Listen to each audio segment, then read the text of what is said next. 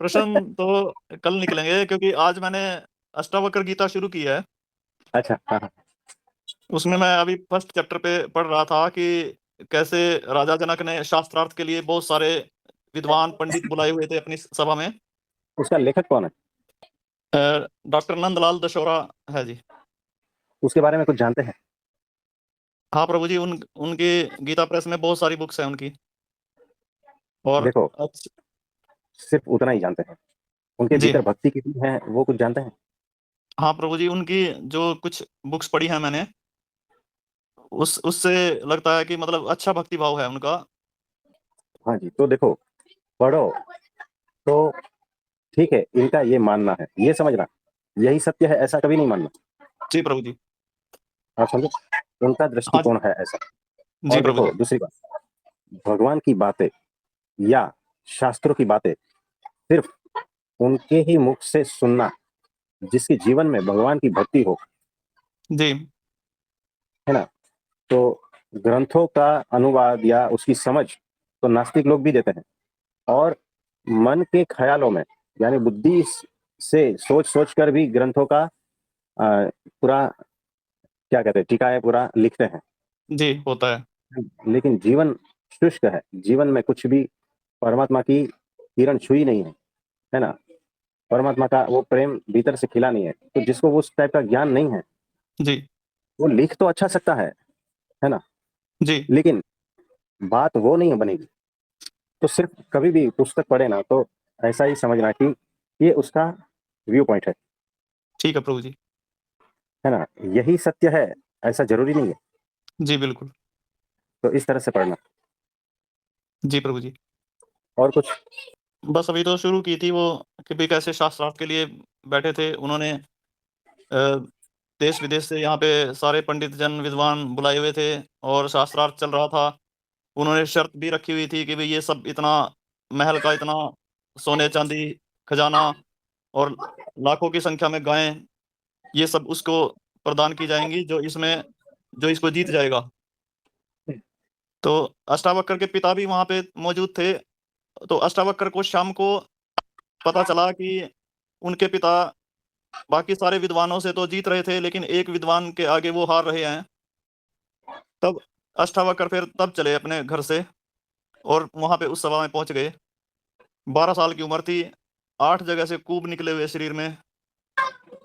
जैसे ही वो अंदर प्रवेश करते हैं, सभी जितने भी विद्वान, सो कॉल्ड विद्वान कहेंगे अब तो, वो उनको देख करके हंसने लगे कि भाई ये ये जो अपने शरीर को नहीं ये संभाल पाया, ये क्या शास्त्रार्थ करेगा यहाँ पे। तो उन्होंने उन्होंने कहा, राजा जनक को संबोधित करते हुए, कि आपने ये सब चमार किस लिए बिठा रखे हैं यहाँ पे, ये आपको ज्ञान प्रदान करेंगे, और वो भी मुक्ति का और वैराग्य का ज्ञान प्रदान करेंगे। ये तो चरमकार हैं। ये तो चमड़े को देख रहे हैं मेरे, कि मेरे भीतर कौन है, इसको तो इन्होंने किसी ने भी नहीं देखा है, तभी ये हंसे हैं। तो उसकी बात सुन करके राजा जनक है ना, उनको एक बहुत बड़ा झटका लगा। जैसे आप कहते हैं ना कि भाई कुछ क्लिक हो जाना, हाँ तो जी। ऐसे उसको उसी टाइम हो गया था प्रभु जी, जब उसने ये बात कही। तो अगले दिन सुबह फिर राजा जनक, उस दिन तो राजा जनक ने भी उनको कहा था, बेटा कह के संबोधित किया था कि भी 12 साल की उम्र है, बच्चा है। लेकिन अगले दिन जब अष्टावक्र सामने से आते हुए मिले, राजा जनक उनके चरणों में लौट गया, दंडवत प्रणाम की। तब अष्टावक्र ने समझा कि भाई ये अज्ञानी नहीं है, क्योंकि अज्ञानी किसी के आगे झुक नहीं सकता। बराबर। और ये मूड भी नहीं है, कि ये अवश्य ही ज्ञानी है और ज्ञान देने के काबिल है ये। उन्होंने मन अपना बना लिया था कि हाँ, इसको ज्ञान प्रदान करूंगा। और राजा जनक ने उसको अंदर ले जा करके महल में अपने राज सिंहासन पे बिठाया, और अपने आप नीचे बैठे। मतलब वैभवशाली था उनका भी साम्राज्य। और वहां पे उन्होंने उनको बिठाया, गुरु गुरु की तरह, गुरु बना करके। हम्म। उसके बाद उनका संवाद होता है फिर। हाँ जी। बस अभी आज इतना ही, यहाँ तक का ही देखा है ये। बराबर है, बराबर है। तो देखो कैसा है, वो राजा है, अपना सारा अहंकार छोड़ दिया ना, जी कि प्रभु वो जी। राजा है, सारा गुरु जो भी है ना, सब कुछ छोड़ के नीचे बैठ गया। जी और वो लंगोटी धारी, 8 अंग से टेढ़ा, जी है ना, उसको गद्दी पे बिठा दिया। जी वो सामान्य बात तो नहीं होगी। बिल्कुल भी वो नहीं जी। पहचान गया, है ना? जी। ये जो राजा जनक है ना, वो सीता जी वाले नहीं है, याद रखना। जी। हाँ, वो अलग राजा जनक है। जी प्रभु जी। तो ये बात है। तो कल परसों ही कुछ डिस्कस हो रहा था ना कि वो सब कुछ है, लेकिन फिर भी बातें क्यों नहीं मानते हैं? क्योंकि गुरु को अपने हिसाब से समझ लिया जी प्रभु जी। है ना? तो बातें नहीं उतरती। यानी गुरु कहते हैं कि दारू छोड़ दो, तो नहीं छूटती। क्यों? जी। जी। क्योंकि गुरु को जो है ना अपने हिसाब से मनुष्य भाव में देख लिया, जी। है ना? कि ये तो मेरे जैसा ही है, तो जी। बात खत्म होगी, कोई असर नहीं होगी। जी प्रभु जी। यानी कितना बड़ा हरण हो गया। अब ये राजा सही बात। जनक है, नीचे बैठे हैं, जी। यानी वो खाली होकर बैठे हैं, जी। यानी अहंकार शून्यता की स्थिति में बैठे हैं। जी प्रभु जी। तो संवेदनशील है, होशपूर्वक है और जी। ग्रहणशील है। जी। अब इसको ज्ञान हो जाएगा, जी प्रभु जी। है ना? वो नम्र है, जी। वो बहस नहीं करेंगे अभी। जी प्रभु जी। भीतर से कोई मुमुक्षु का प्रश्न रहेगा ना तो पूछेंगे, लेकिन बहसबाजी नहीं करेंगे। तो गुरु से कोई जी। बहसबाजी नहीं करता, जी प्रभु जी। है ना? तो गुरु को वो पद दिया है उन्होंने अपने जीवन में, अब उनको ज्ञान होगा। जी। तो बड़ी अद्भुत बात है। यानी हर मूव जो है ना ज्ञान से भरा है। जी प्रभु जी। ये स्टोरी जो है ना ज्ञान से भरा है। बड़ी अद्भुत गीता है ये। आप इसे पढ़ना, बहुत सारा जी। कुछ रहस्य पता चलेगा। जी प्रभु जी। लेकिन जो वो सिद्धांत कह रहे हैं ना, बात समझ लेना, जी प्रभु जी। वो आत्मज्ञान तक की बात कर रहे हैं, उसके ऊपर की बात उस गीता में नहीं है। जी प्रभु जी। है ना? सिर्फ आत्मज्ञान तक की ही बातें हैं, अद्वैत तक की ही बातें हैं, उसके ऊपर की बातें वहां पर नहीं है। ठीक है प्रभु जी। है ना? तो पूरा अच्छी तरह से पढ़ना, सोच समझ कर, है ना?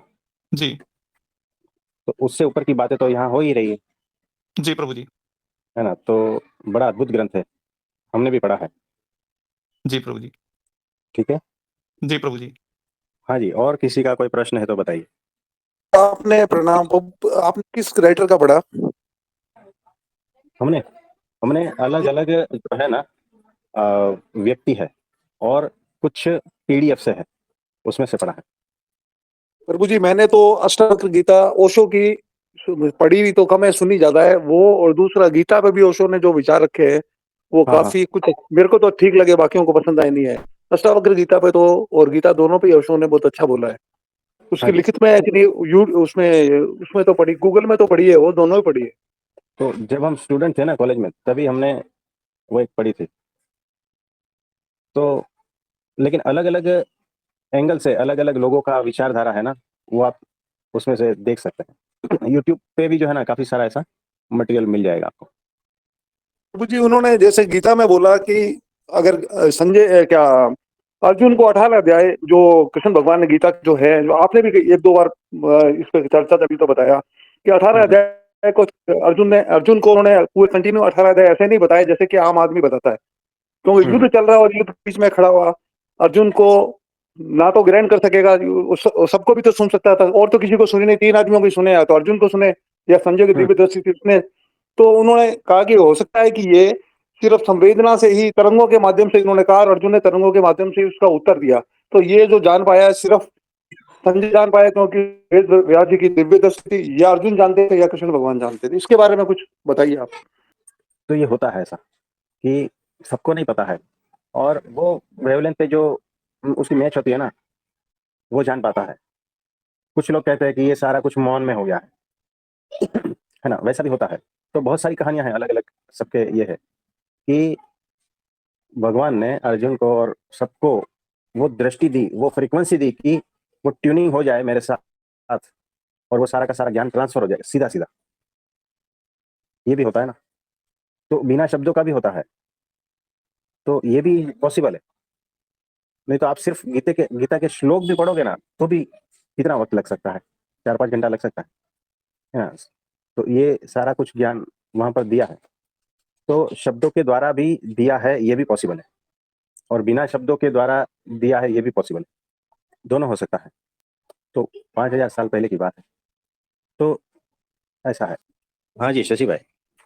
जी प्रभु जी। तो कैसा है कि जब भगवान सामने होता है ना, जी। तो जो ज्ञान होता है ना वो शब्दातीत होता है। जी प्रभु जी।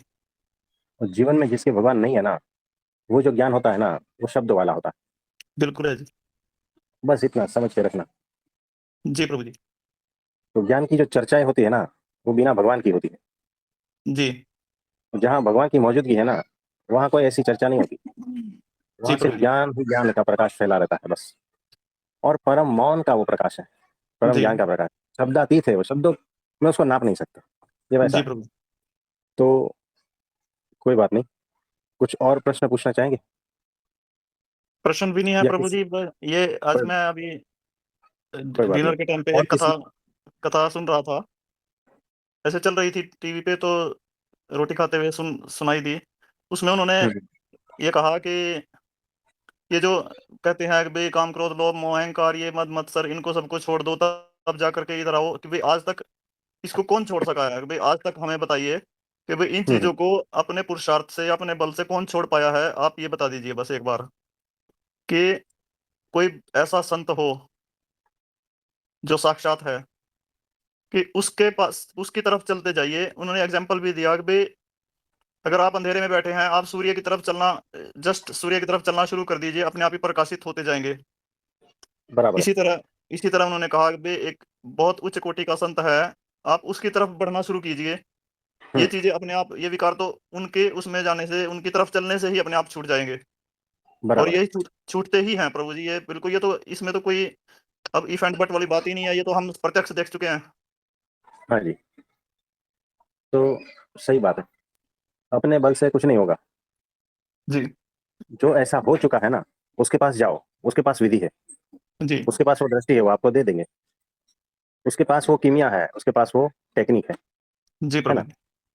तो उसके पास जाने से होगा। सही है प्रभु तो जी। ये बात है। तो दोनों कंडीशन में जाओ, खाली होकर भी जाओ, भरे भरे भी जाओ, है ना। दोषों जी। से भरे भी जाओ, क्योंकि हमारे गुरु के पास संपूर्ण दोषों से भरा भरा लबालब ऐसा भी आता है, उसको खाली कर देते जी हैं, उसमें बिल्कुल। भगवान को प्रकट कर देते हैं, है ना। जी। तो ऐसा है। प्रभु जी प्रणाम। हाँ जी प्रशांत भाई, बोलिए बोलिए। प्रभु जी कविता जी ने एक दुआ गाया है, बहुत ही पढ़ पढ़ जग मुआ हुआ ना पंडित कोई, और 2.5 अक्षर प्रेम का पढ़े सो पंडित हुई। इसका क्या मतलब है प्रभु जी? इसका मतलब ये है कि आप बुद्धि जितना भी लगा लो, हम्म। उससे पंडित नहीं कहा जाता। हम्म। जिसके भीतर प्रेम नहीं है, वो जी पंडित प्रभु नहीं है। जी। जिसके भीतर प्रेम है, वही पंडित है। यानी जी पंडित का प्रभु मतलब जी। ज्ञानी समझना। अच्छा, ज्ञानी जी। यानी वो, हाँ, यानी वो नहीं है जो चर्चा करे, हम्म। है ना, जो जी इधर उधर प्रभु के जी। ज्ञान की बातें करे। बातों जी में ज्ञान प्रभु नहीं है, जी। याद रखना। जी प्रभु जी, समझता हूँ प्रभु जी। हाँ, जिसके भीतर प्रेम है ना, जी। और जो प्रेम पूर्ण हो गया है ना, बस वो जी ज्ञानी हो प्रभु गया, जी। समझना। तो उतने में हो जाता है, ये बात कही है। जी प्रभु जी, 2.5 अक्षर में बस। हाँ। जी प्रभु जी, यही सूत्र सही है, बहुत बढ़िया है प्रभु जी, एक ही बहुत है बस। ज्यादा ये सूत्र तो दिमाग को इधर कर देते हैं। ये बढ़िया रास्ता है ना। जी प्रभु जी, हाँ, एकदम एक ही शॉर्टकट। सूत्र पकड़ के चले तो ज्यादा बढ़िया है, बार बार इधर उधर क्या कहाँ तक ध्यान रखेंगे इतने सारे सूत्रों हाँ में। जी, हाँ जी। क्योंकि अभी जिंदगी भी ज्यादा बची नहीं है, जी प्रभु जी, बिल्कुल। है ना। तो जो जी शॉर्ट प्रभु एंड जी। स्वीट छोटा सा सूत्र है ना, उसको पकड़ लो, बात खत्म हो गई। जी प्रभु जी। और किसी का कोई प्रश्न है तो बताइए। प्रणाम प्रभु जी। हाँ जी, प्रणाम। प्रणाम प्रभु जी। प्रभु जी, वचनामृत में भगवान ने कहा है कि जो लोग भगवान की भक्ति करते हैं और भक्ति, उपासना, सेवा, श्रद्धा तथा धर्म निष्ठा आदि जो कुछ भी साधना करें, उनमें अन्य फल की इच्छा नहीं रखनी चाहिए। यह शास्त्रों में कहा गया है, परंतु एक इच्छा तो अवश्य रखनी चाहिए कि इसके द्वारा मुझ पर भगवान की प्रसन्नता हो जाए। ऐसी इच्छा रखे बिना कोई भक्ति करेगा तो तमोगुणी कहलाएगा। तो पहला तो यही प्रभु जी कि तमोगुणी क्यों कहलाएगा, और फिर आगे है कोई अन्य इच्छा हो तो चतुर्था मुक्ति कही जाएगी। ये दोनों पॉइंट है प्रभु जी। वचनामृत कौन सा है? गढ़ा अंत 25। तो देखो, चतुर्धा मुक्ति यानी 4 प्रकार की मुक्ति। वो मुक्ति के प्रकार जो है ना, 4 प्रकार की मुक्ति की बात यहाँ पर कर रहे हैं कि भगवान के लोक में रहना, यानी अक्षरधाम में रहना, भगवान के समीप। दूसरा, भगवान के समीप रहना। तीसरा, भगवान के जैसा रूप को उपलब्ध होना। और चौथा भगवान के जैसे ऐश्वर्य को उपलब्ध होना, यानी भगवान के जैसा स्वरूप, भगवान के जैसा ऐश्वर्य, ये सारा कुछ जो है ना चतुर्धा मुक्ति में समा जाता है। यानी भगवान के समीप रहते हैं, उनके धाम में, और उनके जैसे ही बन जाते हैं, ऐसा। और इसी चतुर्धा मुक्ति को आत्यंतिक मुक्ति कहते हैं। आप समझे? जी प्रभु जी। तो उससे ये फल की प्राप्ति होती है। लेकिन वो जो तमोगुणी जो है ना, मतलब तमोगुण के जो क्या क्या लक्षण है, तो उसमें है ना क्रोध है, जड़ता है, आलस, प्रमाद, मोह, ये सारा जो है ना उसमें आता है। तमोगुण टाइप का जो वो गुण गुण समझ लो ना। तो अगर वैसी भक्ति करते हैं ना कि किसी भी आशा नहीं रखनी, कोई भी अपेक्षा नहीं रखनी, यही कह रहे हैं ना कि अपेक्षा रहित भक्ति या हाँ अपेक्षा जी रहित प्रभु। उपासना जी, जी। है ना, यानी जो भी कुछ कर रहे हो, भक्ति, उपासना, सेवा, श्रद्धा, धर्मनिष्ठा आदि जो जो कर रहे हो, उसमें जो फल की इच्छा नहीं रखता है ना, वो ऐसा हो जाता है। यानी आलसी, प्रमादी, ये वो सब, वो उस टाइप की गुणों की भक्ति कहते हैं उसको। तो एकमात्र इच्छा ये रखनी है कि इससे मेरे परमात्मा की प्रसन्नता मिले, और उस प्रसन्नता की वजह से चतुर्धा मुक्ति ऐसा फल प्राप्त होता है। तमोगुणी वाली जो चीजें है ना, उसमें कोई फल प्राप्त नहीं होता है। जो इच्छा रहित वाला जो बोलते हैं ना, ऐसा बहुत चल रहा है ऐसा कि अपेक्षा रहित सारा कुछ। तो हम जो कह रहे हैं ना अपेक्षा रहित प्रतीक्षा, ये चतुर्धा मुक्ति में प्रतीक्षा आ जाती है, उस टाइप की मुक्ति हो जाती है। ये बात है। तो प्रभु जी यहाँ पे तमोगुणी इसलिए कहलाएगा क्योंकि फिर अगर उसे कोई भी इच्छा नहीं है, तो वो आलस में आ जाएगा और वो उस तरह से भक्ति नहीं कर पाएगा जिस प्रकार से करनी चाहिए। परंतु अगर हाँ वो भगवान को प्रसन्न करने की इच्छा रखता है, तो वो थोड़ा मोटिवेटेड रहता है और अनंत प्रकार से भगवान को प्रसन्न करने की कोशिश करता रहता है, हाँ, ये भी क्रियाशील जो रहता है वो भगवान। बराबर है। तो ये भी गुण का ही अभी भी गुण में है ना, इसीलिए ये करना पड़ता है, क्योंकि अभी गुणातीत नहीं हुआ है इसलिए। और जिस दिन गुणातीत हो जाएगा तो फिर वो भक्ति अलग लेवल की होती। और ये जो तमोगुणी वाला है ना, वो पत्थर भी बन सकता है। यानी इतना सब कुछ करने के बाद पत्थर बन सकता है। यानी सेवा है, भक्ति है, उपासना है, धर्मनिष्ठा है, बहुत सारा कुछ कर रहा है, अपेक्षा इच्छा रहित, अगला जन्म पत्थर का आ सकता है, मोक्ष नहीं होता है। इसको मुक्ति नहीं कहते, इसको तमोगुण कहते हैं। यानी अभी भी जो है ये जो जितना सारे मार्केट में चल रहा है ना, याद रखना, आपने कहीं ना कहीं सुना होगा, मार्केट में ये सारा प्रकार सुना होगा कि इच्छा रहित सेवा,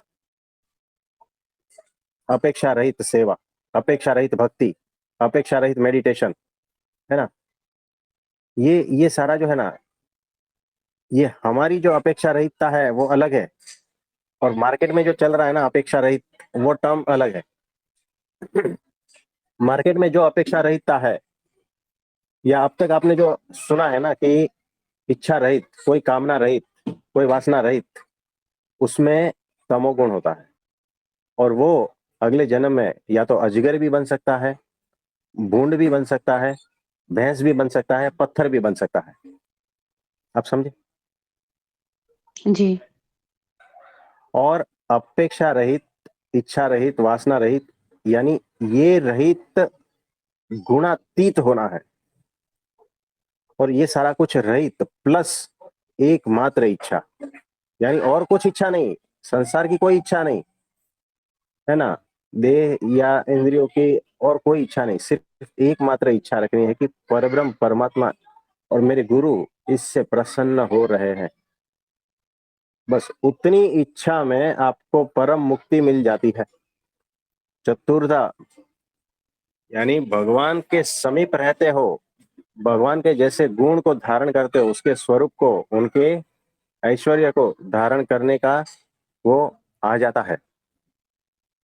कितना डिफरेंस है बताओ।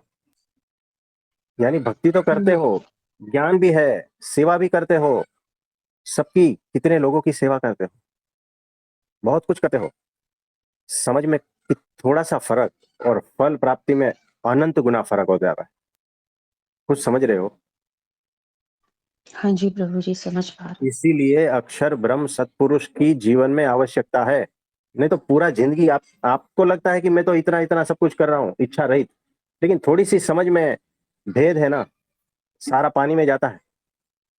वो समझ कौन देगा? वो प्रगट अक्षर ब्रह्म सत्पुरुष ही देगा। उसके बगैर आप एक कदम नहीं आगे बढ़ पाओगे अध्यात्म में। और लोग कहते हैं तू ही तेरा गुरु है। क्या उखाड़ लिया? मैं ही मेरा गुरु हूं तो? कुछ समझ में आ रहा हाँ जी प्रभु जी। है ना? तो इतना भेद है, ये वही समझा सकता है। भगवान ने देखो कितना अद्भुत तरह से समझा दिया। इतनी अगर समझ नहीं होती तो हम कहाँ होते बताओ? वही संसार में और वही सांसारिक खेलों में। है ना? क्योंकि दुकान में तो बहुत सारा सुनते हैं ना, हम अध्यात्म की दुकानों में बहुत सारा ऐसा ही सुनते हैं। आपने आज तक यही सुना होगा कि सेवा करो दरिया में डालो, है ना? नेकी हाँ करो, जी, यही तो डाल दिया, यही बात सुना खत्म है। हो गई। दरिया में क्या डालते हैं? कचरा जाता है तो गए ना काम से। आपने जीवन भर सेवा की, अनंत अनंत सेवा की, फल क्या है? नरक। आप नहीं समझ पाते हो ये सारी चीजें। वो ऐसा कोई अक्षर ब्रह्म सत्पुरुष साक्षात आकर समझाते हैं ना भगवान, तब समझ में आता है। तो गीता में भी तो यही कहा है ना कि तू जो भी कुछ कर रहा है ना, मुझे अर्पण कर। मुझे यानी भगवान को, यानी भगवान की प्रसन्नता के लिए कर रहा हूं मैं। और फिर भी लोग देखो कैसे बके जा रहे हैं, और आप सब उसकी इन्फ्लुएंस में आते रहते हो। नेकी कर दरिया में डाल, ये कहा है भगवान ने क्या? कहाँ कहाँ से उठा के लाते हो, किसी किसी को बुरा बना देते हो। कुछ ये कह सकते हैं नेकी कर जूते खा, मैंने भी खाए तू भी खा, ये तो मैंने भी सुना है। बस यही है।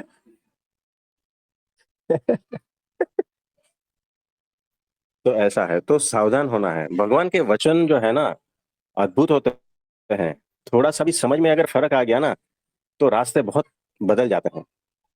आपने देखा होगा जो एरोप्लेन है, वो जो उसका जो रडार में, और वो जो उसका क्या कहते हैं, उसको होका यंत्र कहते हैं, कंपास, या उसका जो है ना नॉर्थ ईस्ट वाला, वो सुई जो है जी, ना थोड़ी सी भी इधर उधर डायरेक्शन में हो गई ना, तो आप जा रहे थे जापान, पहुंच गए लंदन, ऐसा कुछ हालत होता है ना? तो वो डायरेक्शन है। ये सारे भगवान के शब्द जो है ना वो डायरेक्शन है। थोड़ा सा समझ में फर्क, यहाँ थोड़ा सा ही तो समझ में फर्क है ना, कि जो भी हम कर रहे हैं उसकी कोई अपेक्षा नहीं रखनी है।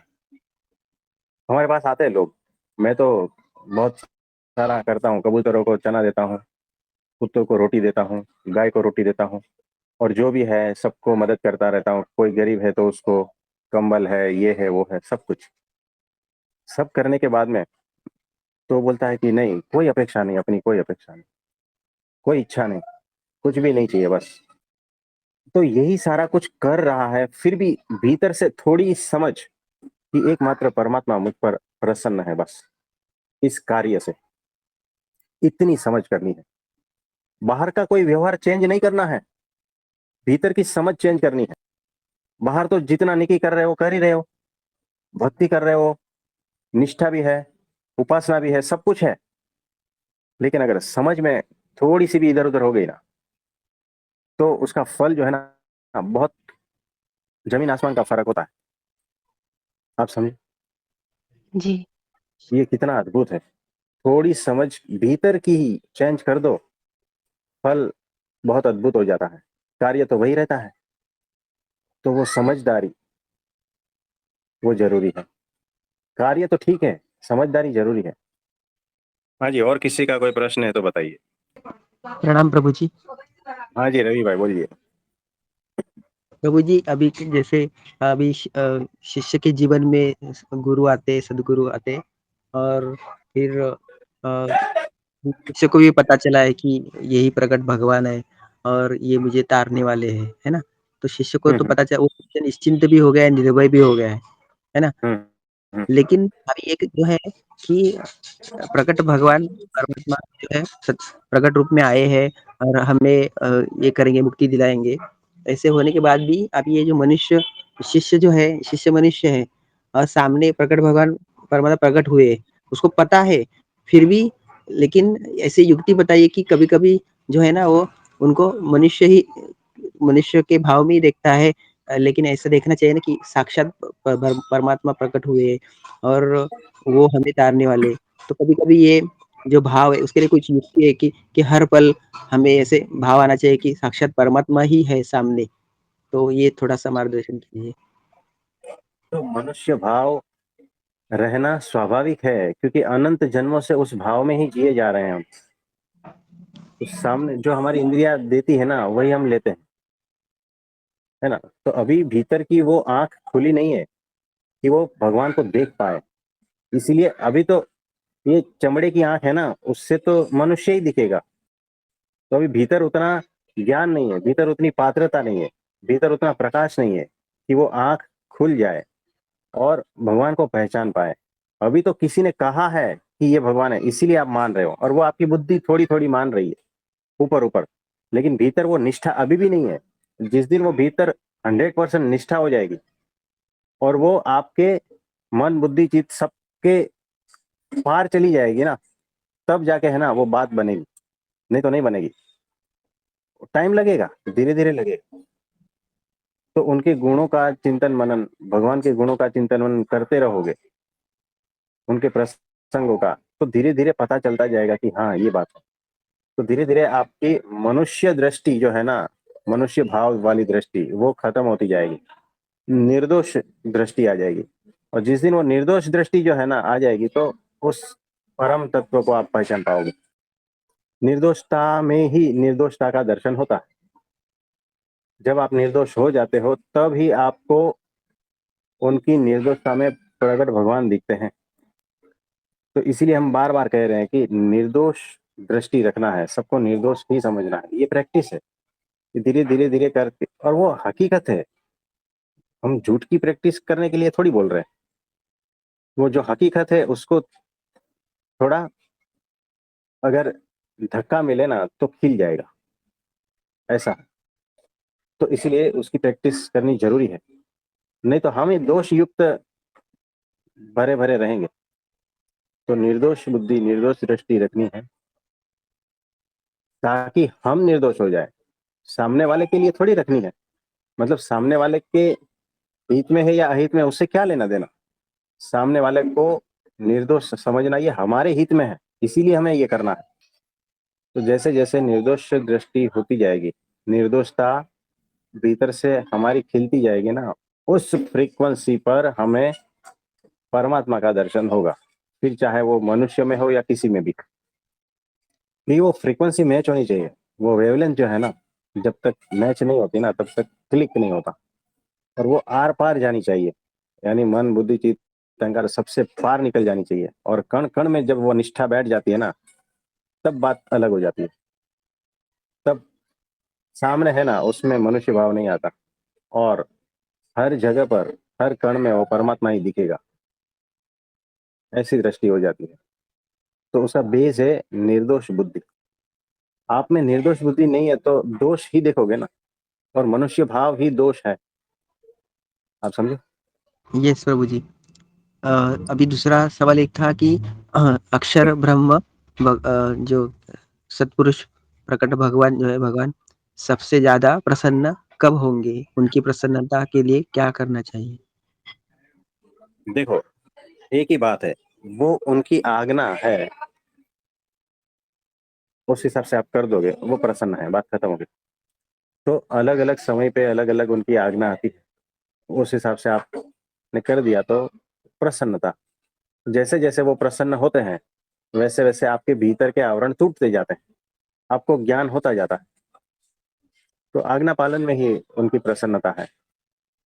उसके बाद में आप जान पाओगे, धीरे धीरे वो स्थिति बनती जाएगी कि उनके भीतर क्या चल रहा है ना। तो उनके भीतर की बात को पकड़कर उस हिसाब से आप वर्तन करते हो, तो और प्रसन्नता बढ़ती है। यानी भगवान के अंतर्यामी होना है। मनुष्य आसपास वाले जीव के अंतर्यामी तो ठीक है, लेकिन भगवान के अंतर्यामी होना है। भगवान के भीतर क्या चल रहा है उसको पहचान पाते हो क्या, ये बात है, वो अलग लेवल है। मतलब प्रभु जी कि परमात्मा जो चाहते हैं अगर वही हम करें, मतलब हाँ परमात्मा ही, जैसे आपने कहा था वहाँ के परमात्मा ही सतपुरुष परमात्मा ही मेरा प्राण है, ऐसी स्थिति बन जाए कि जिसमें वो जो चाहते हैं वो हमें समझ में आए फर्स्ट, और फिर वही हम करें, एवरीथिंग शुड हाँ हैपन एज डिवाइन विल, है ना? तो ऐसे, लेकिन हाँ वो स्थिति में बहुत एडवांस स्थिति हो गई। हाँ, वो एकदम उच्च अवस्था है करेक्ट। कि बिना बोले ही भगवान के भीतर क्या चल रहा है हम पहचान पाते हैं। तो ये तो काइंड वो ऑफ उनकी वन। कृपा से ही होता है। हाँ, नहीं तो हम देखो, भगवान ये चाहते हैं कि दारू छोड़ देना है, ठीक है, लेकिन हम उतना ही नहीं कर पाते, तो कैसे प्रसन्नता होगी और कैसे वो स्थिति बनेगी हमारी कि भगवान के बिना बिना बताए ही वो क्या चाहते हैं। तो वो तो बोल के चाहते हैं, जो चाहते हैं वो बोलते हैं कि ऐसा ऐसा करना है ना, फिर भी वो हम नहीं कर पाते। तो यही प्रश्न था कि वो दारू क्यों नहीं छूटता, क्योंकि उन्होंने गुरु को मनुष्य रूप में ले लिया, मतलब मनुष्य जैसा समझ लिया है, यानी मेरे जैसा समझ लिया कि मेरा गुरु मेरे जैसा है। बात खत्म हो गई वहीं पर ही, तो वो गुरु नहीं रहा, है ना। यानी मैं भगवान को भी माया जैसा बना देता हूँ मेरे लेवल पे लाके, क्योंकि अहंकार जो है ना वो सुधरना नहीं चाहता, और अहंकार को ये पसंद ही नहीं कि मेरे अलावा कोई दूसरा भगवान हो। ये बड़ा अहंकार है, मैं ही भगवान हूँ, मैं ही समझदार हूँ। तो ऐसा भी होता है। तो मनुष्य बुद्धि भगवान में वो सबसे बड़ा दोष है। निर्दोष दृष्टि उसकी प्रैक्टिस करो सब जगह पे, तब जाके एक ऐसी दृष्टि प्राप्त होगी जो मनुष्य है ना उसमें भगवान दिखेंगे। आप समझे हाँ प्रभु जी। तो कितना काम करना पड़ेगा। परमात्मा मतलब कितने भगवान कितने दयावान होते हैं कि वो हम हमारे जैसे मुमुक्षुओं की मुक्ति के लिए मतलब मनुष्य देह धारण करके आते हैं पृथ्वी पे। तो हाँ जी, बेसिकली वो है। तो देखो कैसा है, वो दिव्य रूप से भी दर्शन दे सकते हैं, वो ऐश्वर्य दिखा के भी आपको मनवा सकते हैं कि मैं ही भगवान हूँ, है ना। कुछ ऐसे चमत्कार करेंगे, कुछ ऐसा करेंगे, वैसा करेंगे, तब तो मानोगे। तो उसमें कौन सी बड़ी बात है, वो तो कोई भी मानेगा, नास्तिक है आस्तिक है सब मानेंगे। 10-15 चमत्कार दिखा देंगे तो नहीं मानोगे क्या, बताओ। वो बोलते हैं चमत्कार को नमस्कार। वो मराठी में बोले मैंने। तो वो तो मानेंगे, वो तो सामान्य बात है। जब वो चमत्कार नहीं दिखाएंगे तब तब वो दृष्टि आपको नहीं है कि उसको भगवान मान सको, और वो दृष्टि दिलाने के लिए ही वो आए हैं और इस तरह से रूप धारण किया है। समझ गए। प्रभु जी। नहीं तो वैसे के वैसे ही रहोगे ना, चमत्कार दिखाएंगे तब मानोगे, फिर चमत्कार नहीं दिखाएंगे तब नहीं मानोगे, तो ये क्या है, ये सामान्य बुद्धि है। लेकिन आपको वैसे नहीं रखना चाहते हैं, आपको वो प्योरिटी देना चाहते हैं जो आपका स्वरूप है, उसमें स्थित करना चाहते हैं, तब आप देख पाओ, तब तो हर जगह दिखेगा।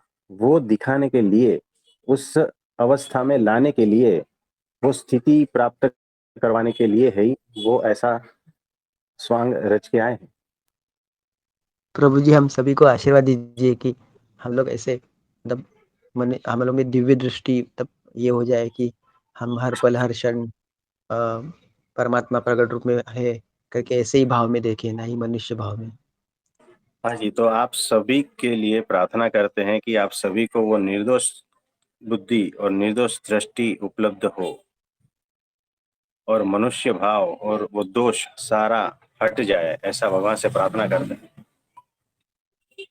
और सभी को